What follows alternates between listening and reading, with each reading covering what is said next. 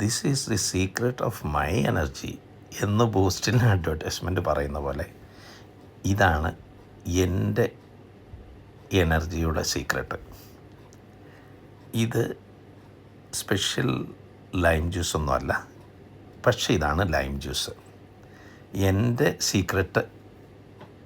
സീക്രട്ടായിട്ടുള്ള power ഡ്രിങ്കാണിത്. ഇതിലെ എല്ലാ ഘടകങ്ങളും എൻ്റെ പറമ്പിൽ നിന്ന് പറിക്കുന്നതാണെന്ന് വേണമെങ്കിൽ പറയാം. റോ മെറ്റീരിയൽസ് എല്ലാം എൻ്റെ പറമ്പിൽ നിന്നാണ് എന്ന് വേണമെങ്കിൽ പറയാം കേട്ടോ. കാരണം ഇതിലെ മെയിൻ ഇൻഗ്രീഡിയൻറ്റ് എന്ന് പറയുന്നത് ലൈമാണ്. അതിൻ്റെ കൂടെ ഒരു കഷ്ണം ഇഞ്ചി, ഒരല്പം പുതിനയില,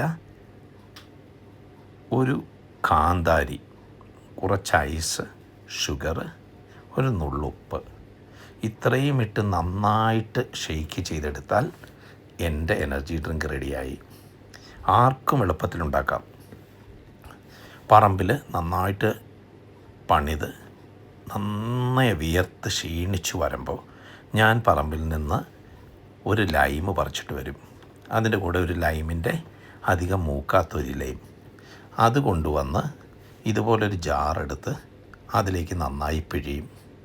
അതിനുശേഷം ഈ ലൈം അതിൻ്റെ അകത്തേക്ക് തന്നെ ഇടുക, ആ ബോട്ടിലേക്ക്. ഇങ്ങനെ ഞാൻ ചെയ്യുന്നതിന് കാരണം എന്താണെന്ന് വെച്ചാൽ ഇത് വേണമെങ്കിലൊരു ജ്യൂസർ അല്ലെങ്കിൽ ഒരു മിക്സറിൻ്റെ ജാറിലിട്ട് നമുക്ക് അടിക്കാം. അങ്ങനെ ചെയ്യാത്തത് എന്തുകൊണ്ടാണെന്ന് ചോദിച്ചാൽ ഞാൻ ഭയങ്കര ലേസി ബഗ്ഗാണ്, ഞാനൊരു മടിയനാണ്, മടിയനായതുകൊണ്ടാണ്. അപ്പോൾ ഞാനിങ്ങനെ ഒരു ബോട്ടിലെടുത്ത് അതിനകത്തേക്ക് നന്നായി ലൈമ് പിഴിഞ്ഞ് ആ ലൈമും അതിൻ്റെ അകത്തിട്ട് ഒരു ഇഞ്ചി എടുത്ത് അത് ചതച്ച് ഇതിൻ്റെ അകത്തേക്ക് ഇടും. അതിനുശേഷം ഷുഗർ, ഉപ്പ്, പുതിനയില, ഒരു മുളക്, പച്ചമുളക്, അതും കൂടെ ഇതിൻ്റെ അകത്തേക്ക് ഇടും. എന്നിട്ട് നന്നായിട്ട് ഷെയ്ക്ക് ചെയ്യും. അപ്പോൾ ഇതിലെ മെറ്റീരിയൽസ് ലൈമ്, പുതിനയില, ഇഞ്ചി, മുളക്, ഇതെല്ലാം നമ്മുടെ പറമ്പിൽ നിന്ന് തന്നെ നമ്മൾ പറിക്കുന്നതാണ്. അപ്പോൾ എനിക്ക് ഒരു കാര്യം മേക്ക് ഷുവർ ചെയ്യാൻ പറ്റും, തീർത്തും വിഷരഹിതമായ സാധനങ്ങളാണ് ഞാൻ ഈ ജ്യൂസിൽ ഇൻഗ്രീഡിയൻസ് ആയിട്ട് ഉപയോഗിക്കുന്നത്. ഉപ്പ്, ഷുഗർ, ഇത് രണ്ടും നമ്മുടേതല്ല, ബാക്കിയെല്ലാം നമ്മുടേതാണ്.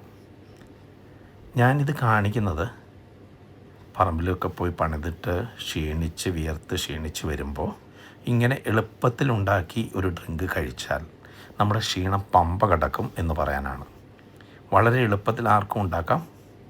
ഒരു ചെറിയൊരു ബോട്ടിലിൻ്റെ അകത്തോട്ട് ഇതെല്ലാം കൂടി ഇട്ടാൽ മതി. അതിന് വേണ്ടിയിട്ട് ഐസ് ജാറൊന്നും എടുക്കണ്ട. പിന്നെ അത് വാഷ് ചെയ്യാനൊക്കെ നമുക്ക് പോകണ്ടേ.